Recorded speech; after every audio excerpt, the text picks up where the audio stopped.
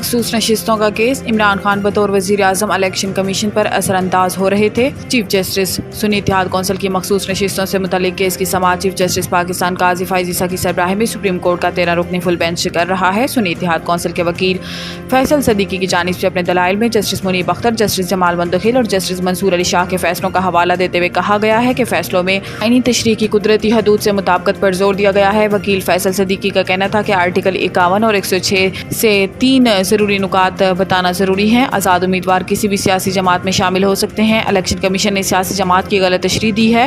Election commission نے مخصوص نشستوں سے متعلق آئین کو نظر انداز کیا ہے۔ چیف جسٹس قاضی فائز عیسیٰ نے ریمارکس دیے کہ رول سے آئین کو کنٹرول نہیں کیا جا سکتا، جس پر وکیل فیصل صدیقی نے کہا ہے کہ جسٹس منصور علی شاہ نے کہا تھا کہ 80% لوگ آزاد ہو جاتے ہیں تو کیا 10% والی سیاسی جماعتوں کو ساری مخصوص نشستیں دے دیں گے، جس پر چیف جسٹس نے کہا کہ جی بالکل، میں نہیں بلکہ آئین یہی کہتا ہے، کسی کی مرضی پر عمل نہیں ہو سکتا۔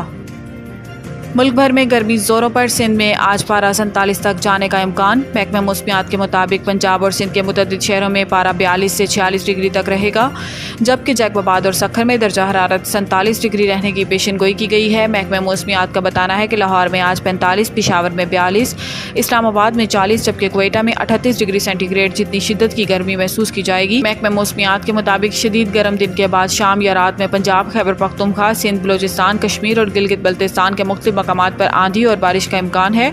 مزید برآں لاہور، راولپنڈی، سیالکوٹ، راجنپور، ڈیرہ اسماعیل خان، پشاور، سوات، تھرپارکر، میرپور خاص، حیدرآباد میں بھی بادل برس سکتے ہیں۔ سعودی عرب نے حج کی ادائیگی کے دوران 1301 حاجیوں کی جاں بحق ہونے کی تصدیق کر دی۔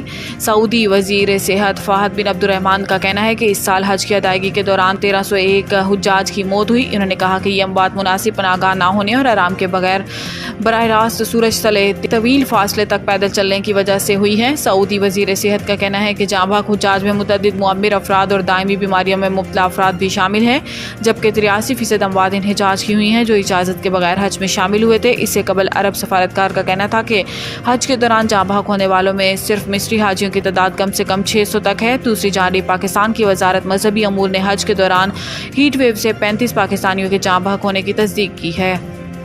خاور مونی کا تشدد کیس، پی ٹی آئی وکیل کی ضمانت قبل از گرفتاری کی درخواست خارج۔ پی ٹی آئی وکلاء کی جانب سے خاور مونی کا پر تشدد کیس میں ضمانت قبل از گرفتاری کی درخواستوں پر سماعت انسداد دہشت گردی عدالت اسلام آباد کے جج طاہر عباس سپرا نے کی۔ عدالت نے خاور مونی کا تشدد کیس میں پی ٹی آئی کے وکیل فتح اللہ برکی کی ضمانت خارج کر دی، جبکہ پی ٹی آئی کے دیگر وکلاء کی ضمانت کی توثیق کر دی۔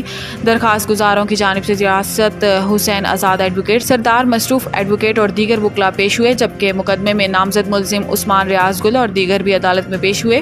یاد رہے کہ خاور مونی کا پر تشدد سے متعلق کیس میں پی ٹی آئی وکلاء عثمان ریاض گل، فتح اللہ برکی اور زاہد بشیر ڈار نے ضمانت کی درخواستیں دائر کی تھیں۔